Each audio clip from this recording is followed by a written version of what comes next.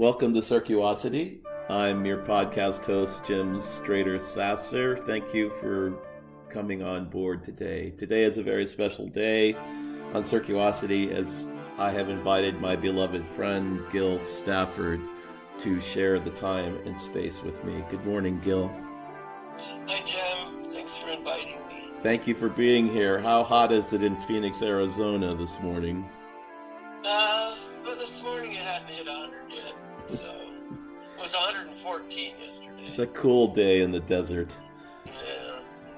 Gil is a pilgrim, a writer, a podcaster, a priest, and so many other things in the world. So I've invited Gil to come and share some time with me and with you to talk about pilgrimage and to talk about life in circle and life in community. So this should be a really good time. So let's begin.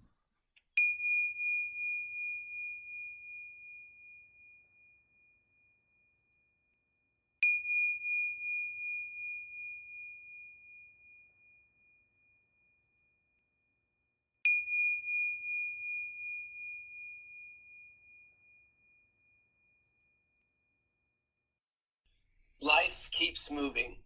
The pilgrimage never ends. Wisdom continues to emerge because I will keep walking from this queer life into the next queer life, one natural revelation into another. What we dare risk writing about becomes the way we will live our fragile life on dangerous terms. Writing about wisdom walking and the work of an alchemical pilgrimage has made available to me the symbols and images with which I write. And so, as James Hillman said, I have been transmuted by the work, the images, and the symbols of writing a book.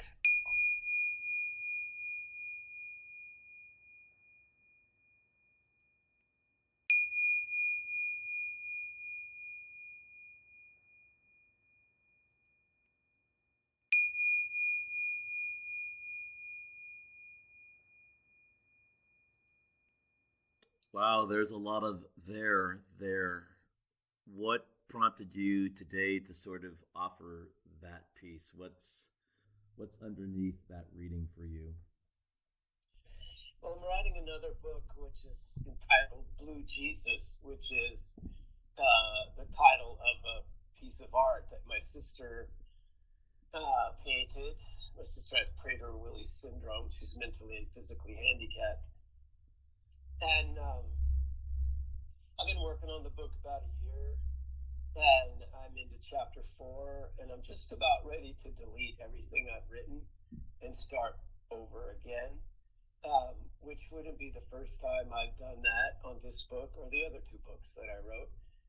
I have to write and write and write and then revise, and then you all share it a little bit with a couple of people, and I just have to keep doing it over and over again. So I needed to remind myself that what I'm working on works on me, and I work on it. What I hear in that, and then what I hear in you talking about it, is that the writing isn't just a one-way communicative process for you, and I suppose for any writer. The writing comes from a source, from your brain, from your experiences, whatever, but once you sort of speak those words or jot those words down, they enter into the communication process and they're speaking back to you. So there's a conversation within the sphere of that topic or that book that really is working both ways or more than 2 ways, I suppose. It does, and I've talked to other writers and read other writers say the same thing. And it seems to be no matter whether they're writing a novel or a memoir or, an academic book, if you really dive deep into it, it's going to do its work on you. I'm working with a scientist or an anthropologist who's an anthropologist of science now, and he's suggesting that very premise for scientists, that it's not just them create lab work on something, it's doing something back on them. I think that notion carries over to everyone who works, and gives themselves over to that work, recognizing that it's doing something in return to them. So it's not scientific method research as maybe as it's been classically taught with here's a hypothesis. Rather, you have those experiences, and as you consider them and ponder them and contemplate them and act upon them, the work of the book itself becomes another layer of chapters in that process. Yeah, to use alchemy language, it turns up the heat in my life, and but the heat can't get too hot, so it doesn't just burn me up. But it gets hot enough to melt and mold and reshape and reform, and I come out on the other end a different person in writing 2 books, now the 3rd book, and I learned that in doing pilgrimage, that you're not just going on a nice long walk. People that open themselves up to it, I have found that the pilgrimage, the path, does something to them. And it usually takes a long time to unpack what that is.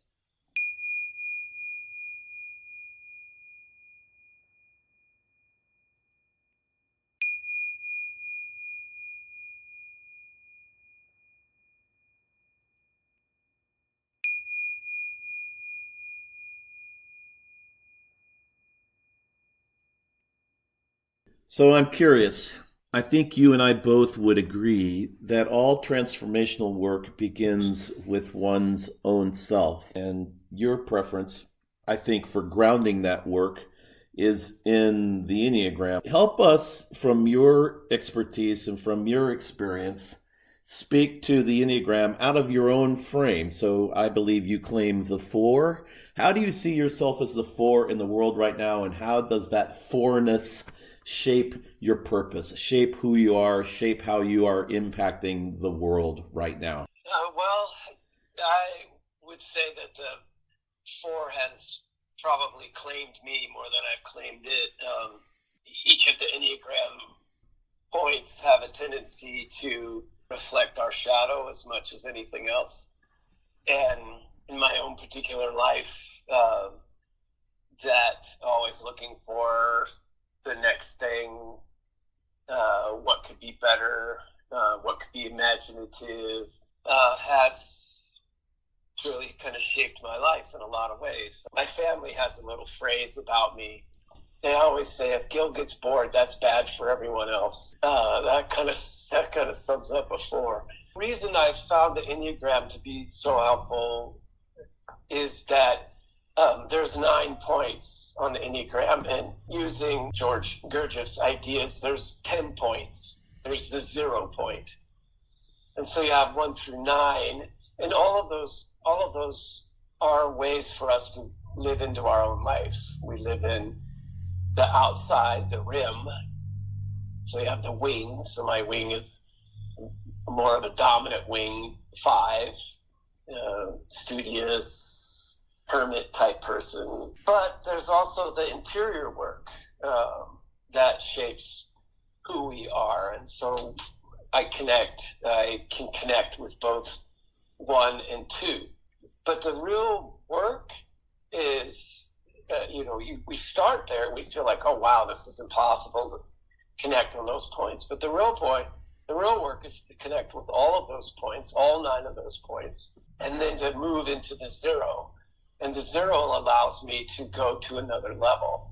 And that was Gurdjieff's revelation, is that the Enneagram is not a flat one-dimensional thing, but it's a hologram with endless amounts of levels for us to work up and down. So I find myself being confronted by my own self in particular ways in the different points on the Enneagram, and trying to lean into that. As a 4, I think we all are here for some particular reason, that there's something that our soul in this human body can do that no other soul can do in the same way that we can do. So if I was riding up the elevator with you and I was captured by how you spoke, and I was to ask, well, how is that playing out for you? I mean, what is your purpose, I suppose, is the question I'm asking. When I live and move and have my being in the world, its best expression is a broader expression than who I might be able to display myself, meaning that I am a composite of many pasts that are trying to be the best conduit for many futures. I feel the work is to find that oneness with the one, with divine, with God, and to live in that timeless space, not as a singularity, as necessarily an individual crafting out a purpose, but a part of the greater being. And that I have a place, I have a function, and I need to fill that function, just like, my heart needs to have a function, and the cells of my heart need to have a function, and the atoms of those cells have functions. And so I have to live that out, but I can only live that out by understanding that I'm a cell that is a part of the greater soul. So my purpose is to be that conduit. So the way I observe you living that out as your friend is how you write and how you teach and how you observe groups, as well as how you interact in your own time and place trying to capture those memories and those futures. So is that a good reflection of how you sort of are? I think the hardest thing for any writer is to find the right word and in the collection of words. I found that the ideas come out best when I tell a story, because it leaves the interpretation of the story up to the reader or the listener, and kind of came by that naturally. My grandfather was a great storyteller, and that kind of runs in our family. There's a lot of other good storytellers in our family. I just happen to be the writer of the group.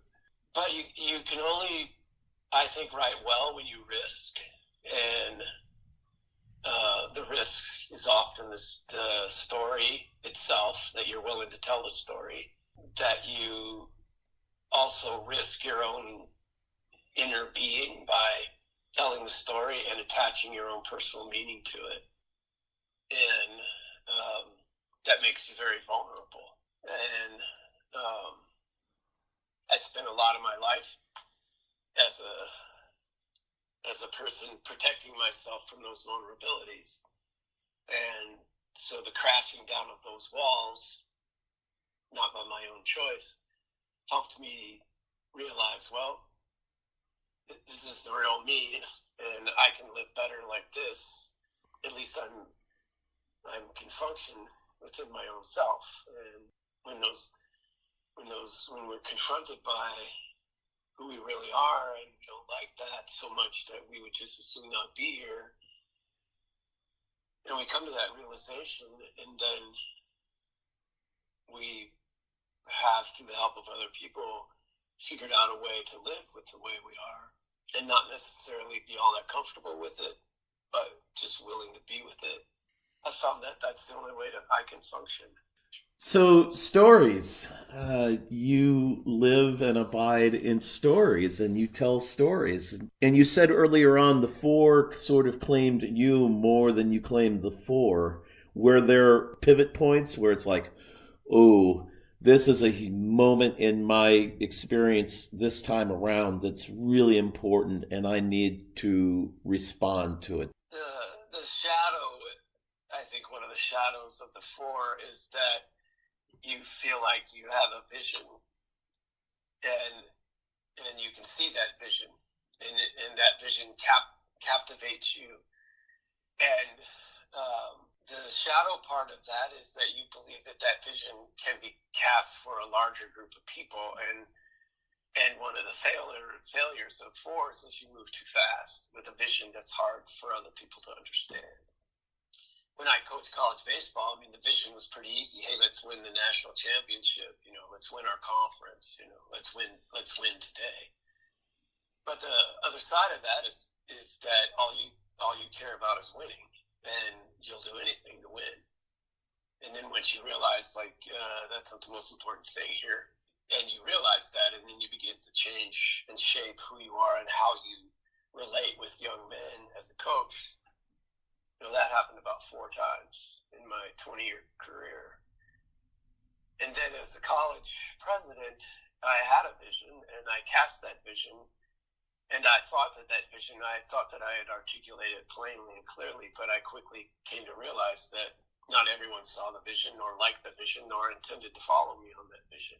And so that became a moment where, through the help of some other people, I began to realize it's like you have to accept who you are, and that maybe the vision that you have is true and a valid vision, but maybe the vision you have isn't necessarily for that institution or any institution.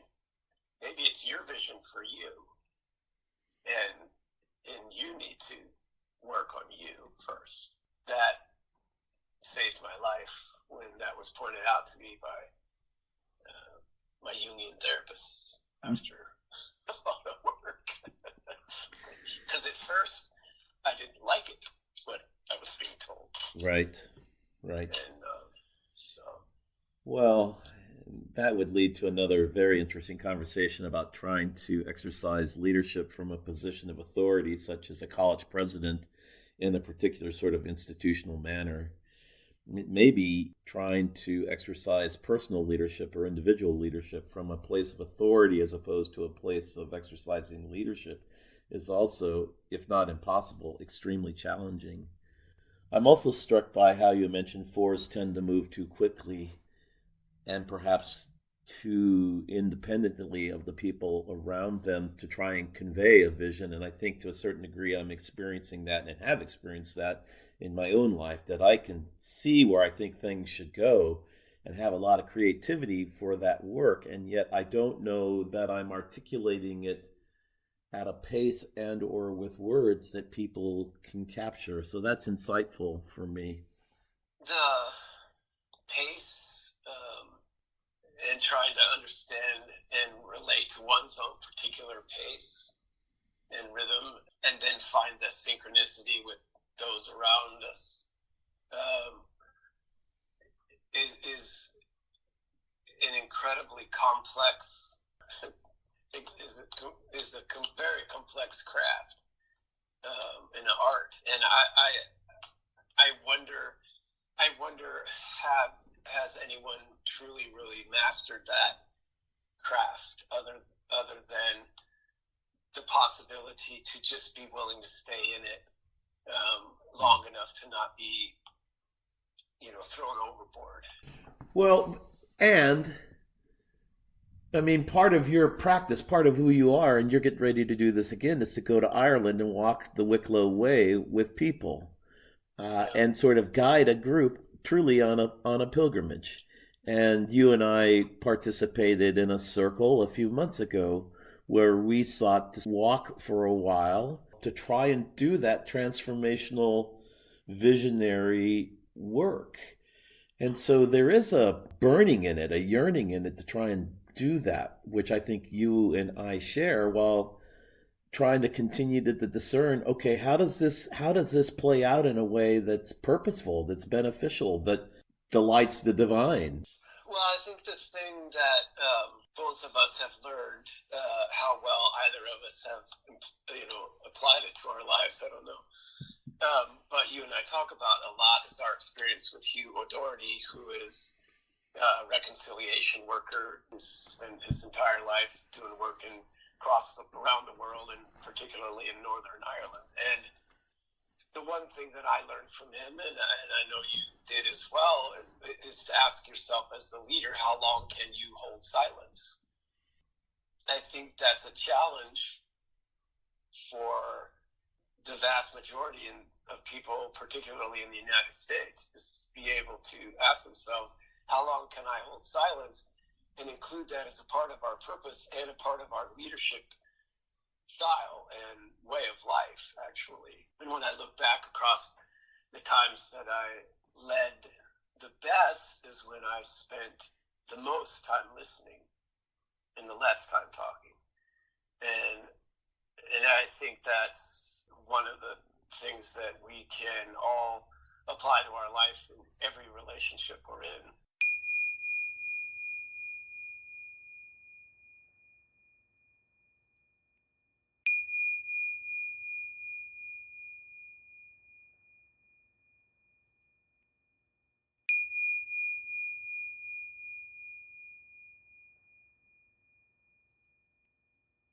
And you mentioned earlier on too about vulnerability. There's great vulnerability in silence, to let silence do the heavy lifting.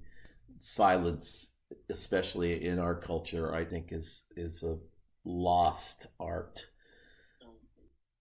Well, I think one of the things that you've done, that I've witnessed, that I've really appreciated and taken seriously into my own life is your work with the Circle Way, and not only in the work that we've done with retreat with a larger group of people from different congregations, but you've taken it into your own congregation. And I sat there and listened to people while we were having coffee and you weren't around, and them talking about how that experience has changed their life because they felt like they were listened to.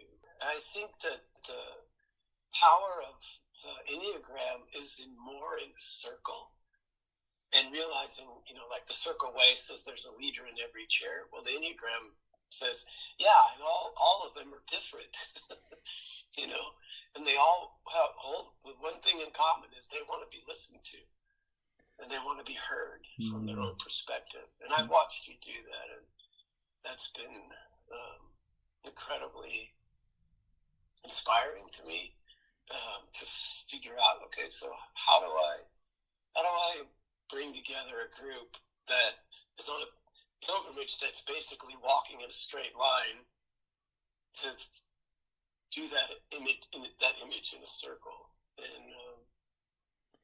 And what I love about my very elementary understanding of Circle Way is that the principles of listening attentively and speaking intentionally and considering the wellness of the group as being critically important, along with that ideal that there is a leader in every chair, which is so genuine to how I view how the world should be, that everyone has gifts, and so the work is to connect people with their passions and their compassions. And again, I think we can only get there when we listen to one another and reflect back what we're hearing and challenge some assumptions. And one of the things that Hugh O'Doherty taught me was that everyone's holding something for the group. And so if we don't hear from everyone, we won't know what they're holding and or what they're feeling anxious or dissuaded by. So the circle provides this space for persons to show up with all of their sort of stuff, and it's just a lovely methodology. And in an institution that's just so square as the church is, I just think Circle, just the architecture of Circle, would change so many ways in which we gather with one another.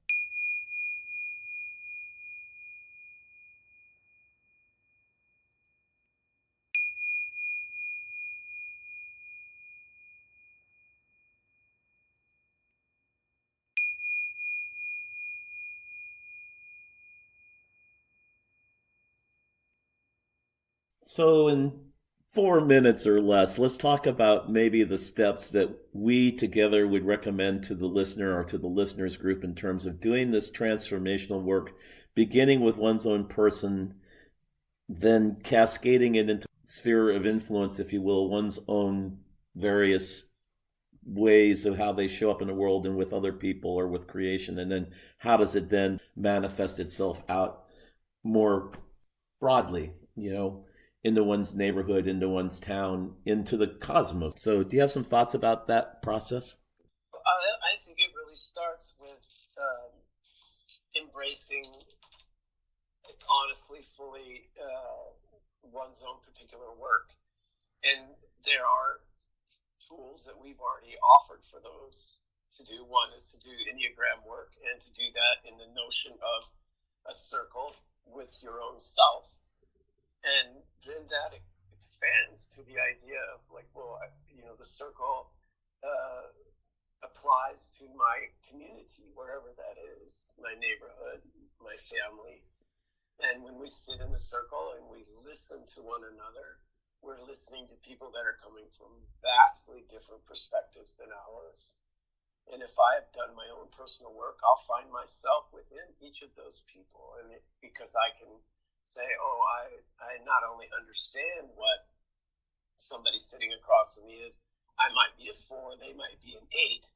And I might go, well, wow, you're an 8, so I know all about that. Oh, well, I don't know about that unless I know about the 8 within me.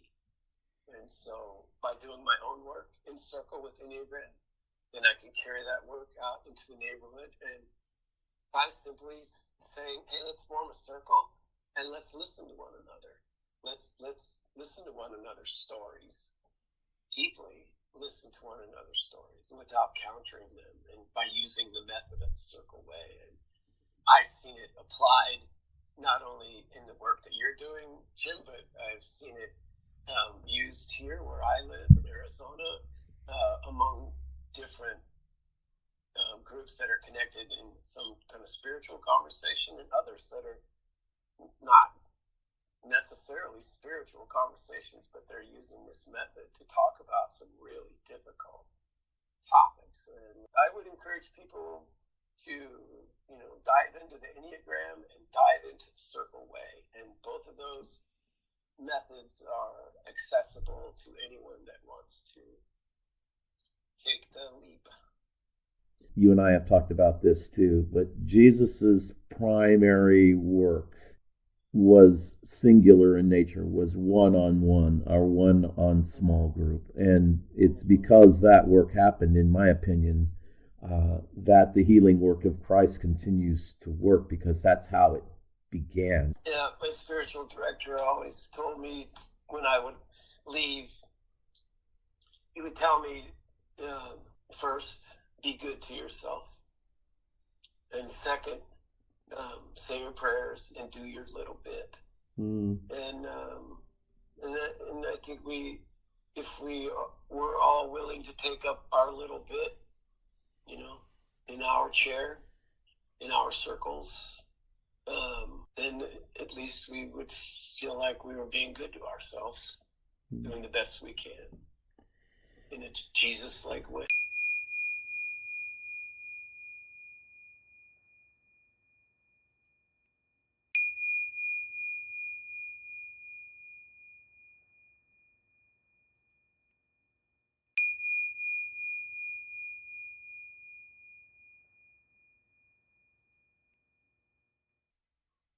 Life keeps moving. The pilgrimage never ends. Wisdom continues to emerge because I will keep walking from this queer life into the next queer life, one natural revelation into another. What we dare risk writing about becomes the way we will live our fragile life on dangerous terms. Writing about wisdom walking and the work of an alchemical pilgrimage has made available to me the symbols and images with which I write. And so, as James Hillman said, I have been transmuted by the work, the images, and the symbols of writing a book.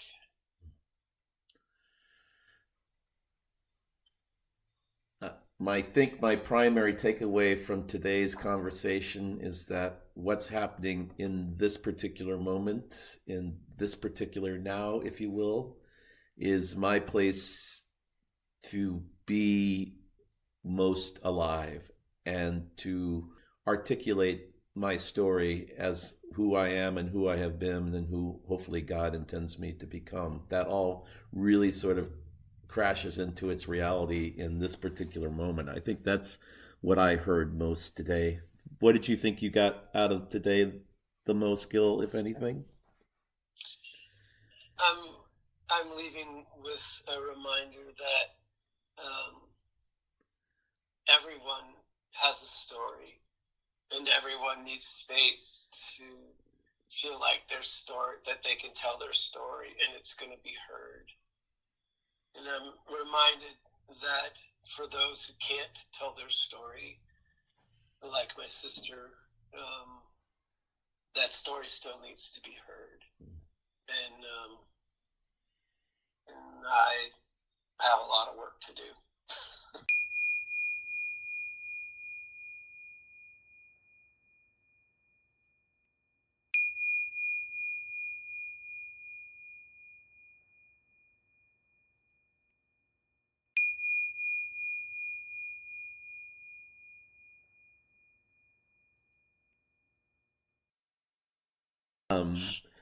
I also want to wish you peace and grace as you prepare to go over to Ireland, and that your walk over there will be joyous and good. And say a prayer for me in the heart of the tree that loves you so much and that you love. I would appreciate that. Oh, of course, Jim. And thanks so much for that invitation. I really have enjoyed your podcast. I love the pace at which you do it, and I think it has been very helpful for me to just kind of sit in that kind of pace. And I appreciate that. Thank you very much. And it's always so much fun to sit and talk with you, and it's just a great time. I love you very much. I love you, Chip. And we'll get this out in the next couple of days or whatever. For now, I will offer you and all of us this blessing. May the road rise to meet you. May the sun shine on your face, even in Ireland. May the wind be at your back, especially when you're going uphill. May the rain, when it comes and goes on the peaks and valleys of your path, fall gently upon you and those you travel with. And until we see and meet and be with one another, may God hold you warmly in her bosom and in the grace of his hand, and the blessing of the Creator, Redeemer, and Giver of life be with you today and always. Amen. Thanks for listening to the podcast. If you like it, please follow us on Podbean or on Facebook, and invite your friends to join in. And I'll provide a link to Gil's podcast as well as to his books, and we look forward to the release of his new book when it becomes available. Alrighty, Gil, take good care, and we will chat with you soon. Thank you. Alrighty. Blessings, everybody, and bye-bye.